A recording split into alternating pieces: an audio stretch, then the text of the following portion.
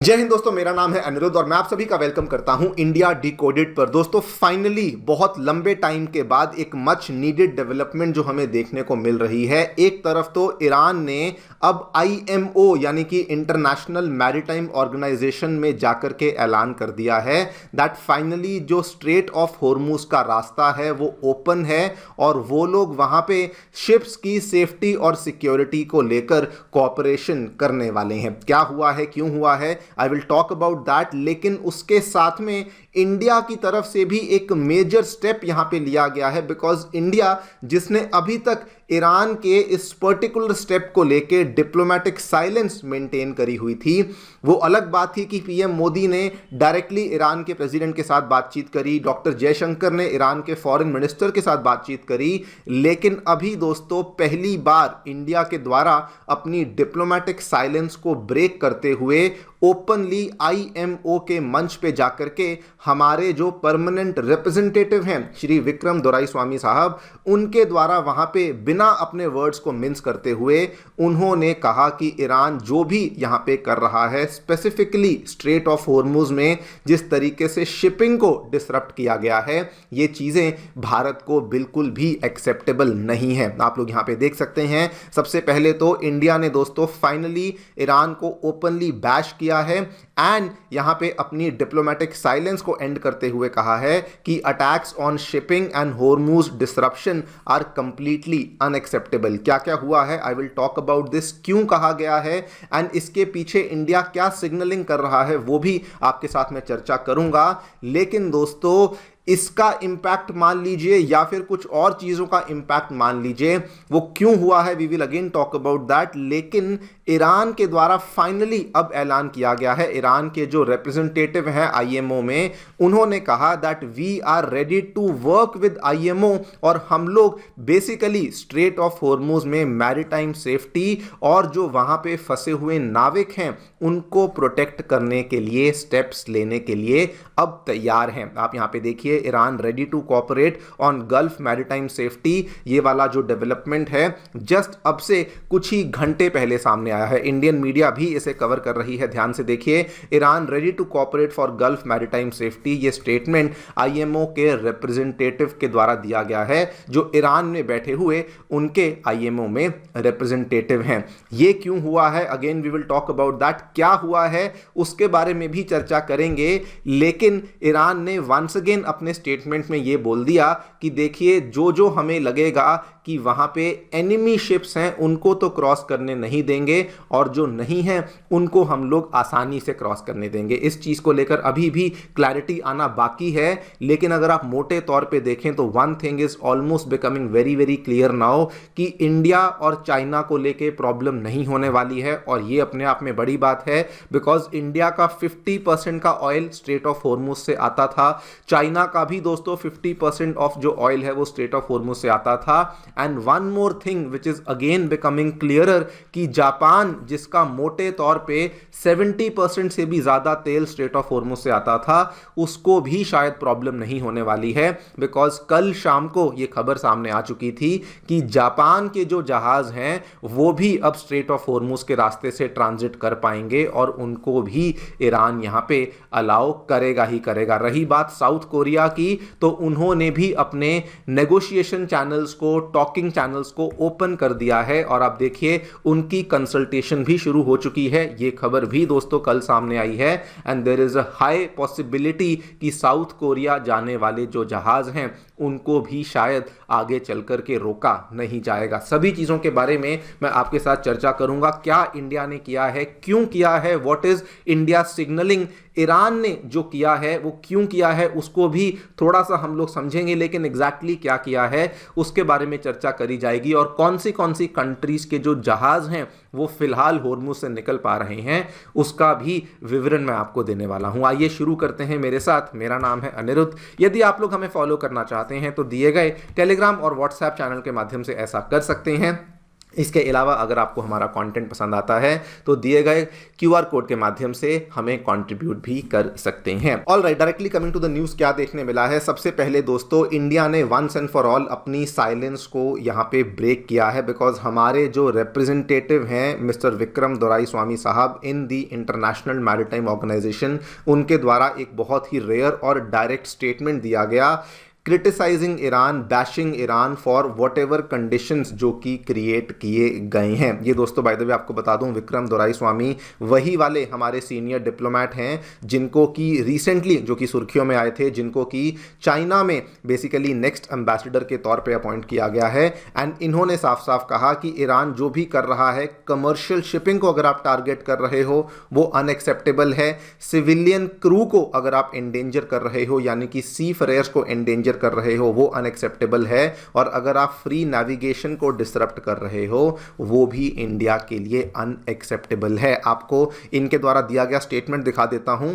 इन्होंने कहा safety and welfare of seafarers, मतलब कि जो लोग वहां पे क्रू मेंबर्स होते हैं, नाविक होते हैं, security of international shipping, energy supply chains which sustains nations and humanitarian supply chains that ensure the survival and welfare of seafarers, they must remain paramount. ये स्टेटमेंट है जो कि ओपनली पब्लिकली हमारे रिप्रेजेंटेटिव के द्वारा IMO में दिया गया है। क्वेश्चन आता है कि आखिरकार क्यों अभी तक हम इस चीज को लेकर नहीं बोले थे, लेकिन अब सडनली हम इस चीज को लेकर बोले हैं। इसके पीछे दो बड़े कारण हैं। पहली बात तो देखिए, सीधा अगर आपको बताऊं, 24 इंडियन फ्लैग्ड वेसल्स हैं जो कि फिलहाल पर्शियन गल्फ में ऑपरेट कर रही हैं। अगर आप स्ट्रेट को देखेंगे तो स्ट्रेट कुछ इस तरीके से है। इसमें दोस्तों 22 वेसल्स जो हैं वो वेस्टर्न साइड पे हैं और 2 वेसल्स जो हैं वो यहां पे ईस्टर्न साइड पे बेसिकली फंसी हुई हैं, जिसमें कि 611 के आसपास इंडियन सी फेयर्स हैं और जो ये वाली 2 वेसल्स हैं इसमें 47 के आसपास इंडियन सी फेयर्स वहां पर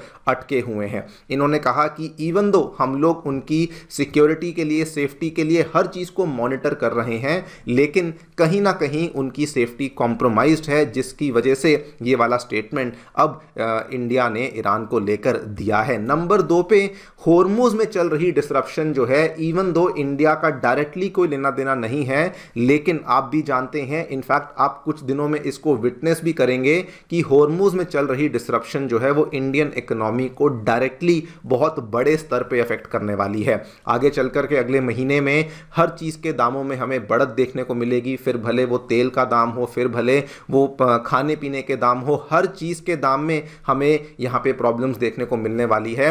and it is very very clear कि इंडिया की इकोनॉमी एक नेगेटिव तरीके से इंपैक्ट होने वाली है। ये दूसरा रीज़न रहा जिस वजह से इंडिया ने बेसिकली अब ईरान को जाकर के क्रिटिसाइज किया है। इसका पूरा का पूरा जो स्टेटमेंट है ये दोराईस्वामी साहब के द्वारा ही दिया गया है। आप चाहें तो वीडियो को पॉज करके भी देख सकते हैं, but basically the essence of this entire statement is कि इंडियन इकोनॉमी में डिसरप्शन हो रही है और ये सारी की सारी डिसरप्शन कहीं ना कहीं स्ट्रेट ऑफ होर्मुज के साथ डायरेक्टली लिंक हो जाती है। और ये दोस्तों जो इंडिया ने किया है ये अपने आप में एक बहुत बड़ी डील बन जाती है, बिकॉज अगर आप पहले देखें तो होता क्या था, इंडिया बहुत ही केयरफुली अपनी डिप्लोमेसी को लेकर चलता था। एक तरफ ईरान हुआ, दूसरी तरफ अमेरिका हुआ, ये दोनों के साथ अपने संबंधों को बना करके चलता था। ईरान के साथ आप देखिए हमारे संबंध अच्छे थे, इसीलिए चाबहार में हमारी कनेक्टिविटी के प्रोजेक्ट्स हम लोग चलाते थे। अमेरिका तो हमारा स्ट्रेटेजिक पार्टनर था ही, लेकिन अभी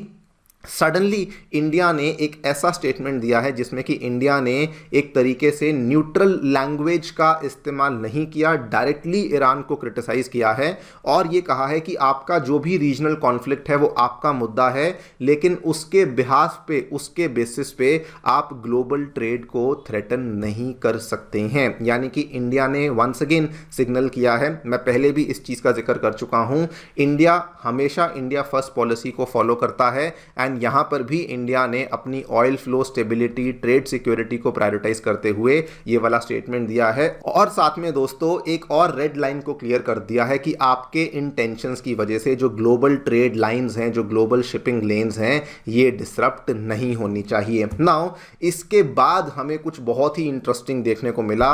ईरान के द्वारा दोस्तों सडनली ये कह दिया गया कि हम लोग तो जी स्ट्रेट ऑफ होर्मुज को ओपन करने वाले हैं और हम लोग गल्फ कंट्रीज कंट्रीज के साथ कोऑपरेट करके मैरीटाइम सेफ्टी और वहां पे फंसे हुए क्रू की सेफ्टी और सिक्योरिटी को भी इंश्योर करने वाले हैं। अब ये क्यों हुआ है?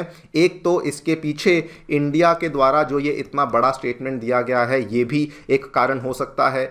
अच्छा, दूसरी तरफ जो कई सारी कंट्रीज इंडिविजुअल लेवल पे ईरान को अप्रोच कर रही हैं, वो भी कारण हो सकता है, जैसे कि जापान हुआ, साउथ कोरिया हुआ, इवन यूरोप की भी कंट्रीज जैसे कि फ्रांस, इटली जैसी कंट्रीज भी इंडिविजुअल लेवल पे ईरान के साथ बातचीत कर रही हैं। ये भी कारण हो सकता है। ये भी कारण हो सकता है जो डोनाल्ड ट्रंप ने कल रात को एक नया ट्वीट यहां पे पेश किया कि 48 आवर का अल्टीमेटम देते हैं और अगर आपने हॉर्मुज स्ट्रेट को ओपन नहीं किया तो हम लोग आपके ऊपर फिर से हमला करेंगे। हालांकि ये सबसे ज़्यादा कमज़ोर रीज़न यहां पे लग रहा है। वाई? बिकॉज अगर आप देखें तो जब डोनाल्ड ट्रंप के द्वारा इस तरह का ये वार्निंग दी गई, ईरान के द्वारा पहले ही बोल दिया गया था कि युद्ध जो है वो तब तक ख़त्म नहीं होगा जब तक कि हमारी ये शर्तें नहीं मानी जाएंगी। बल्कि ईरान के प्रेसिडेंट ने पीएम मोदी के साथ जब फ़ोन पे बातचीत करी 21 मार्च को, तो उन्होंने फिर से अपनी शर्तें बता दी कि ये हमारी शर्तें हैं। तो इट इज़ हाईली अनलाइकली कि डोनाल्ड ट्रंप के इस थ्रेट या फिर इस अल्टीमेटम की वजह से ये सब कुछ हुआ होगा।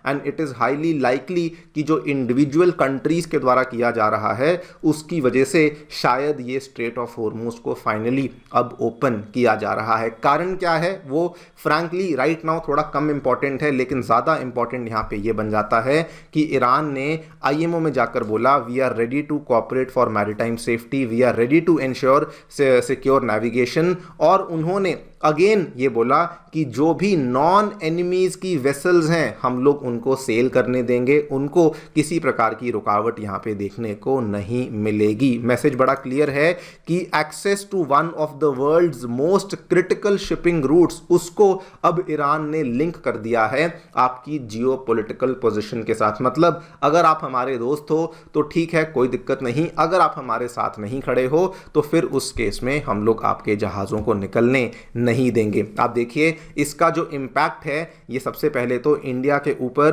पॉजिटिव इम्पैक्ट होने वाला है, बिकॉज पहले भी इस चीज़ को लेकर खबर सामने आ गई थी कि जो इंडिया के वेसल्स हैं उनको वहां से निकाला जाएगा। And this is becoming more and more certain जैसे जैसे दिन निकल रहे हैं। बल्कि अभी तो दोस्तों ये तक सामने आया कि इंडिया के एक एलपीजी टैंकर को इंडियन नेवी ने तो एस्कॉर्ट किया ही किया, लेकिन कुछ रास्ते तो ईरान की नेवी ने एस्कॉर्ट किया था। और दिस अलोन टेल्स यू कि ईरान जो है वो हमारे साथ अपने संबंधों को लेकर वो भी उतना ही सीरियस हैं जितना कि हम अपने टैंकर्स को वहां से निकालने के लिए सीरियस है। नंबर 2 पे जापान के लिए भी कोई प्रॉब्लम्स नहीं आने वाली, बिकॉज अब ईरान ने खुद बोल दिया है कि जापानीज शिप्स को हम लोग यहां से निकलने देंगे। और पूरी की पूरी लिस्ट में अगर आपको बात बताऊं, पाकिस्तानी शिप्स को भी निकलने दिया जा रहा है। टर्की की भी एक शिप थी जो कि बहुत टाइम से वहां फंसी हुई थी, उसको भी ग्रीन सिग्नल दे दिया है कि you can also use the straight of Hormuz, और अगर आप चाहें तो अपने यहाँ पे जहाज को बेसिकली निकाल सकते हैं। साउथ कोरिया ने ऑलरेडी बातचीत करनी शुरू कर दी है,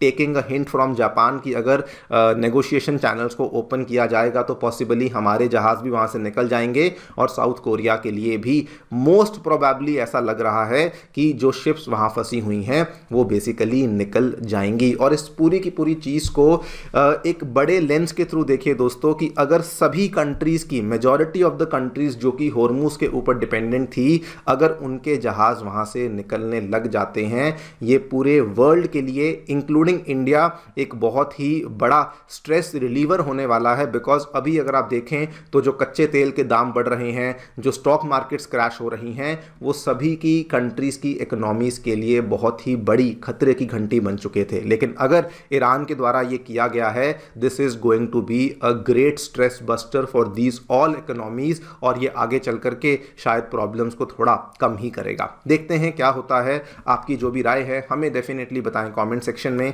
thank you so much for listening, stay tuned and stay safe.